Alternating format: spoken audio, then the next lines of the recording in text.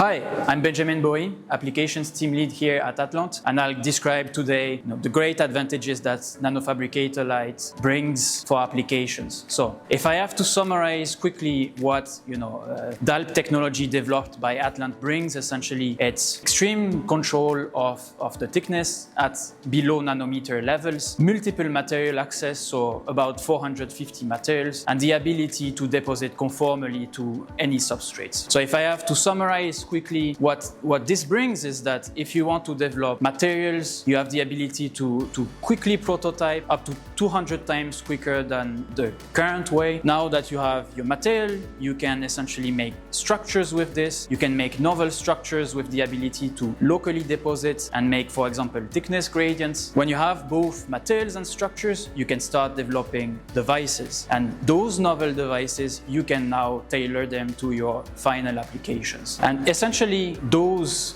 advantages will bring tremendous advancements in the different industries that we are accessing, from aerospace and defense to biotech, going to, in the end, semiconductor industry, and finally, just standard R&D and prototyping.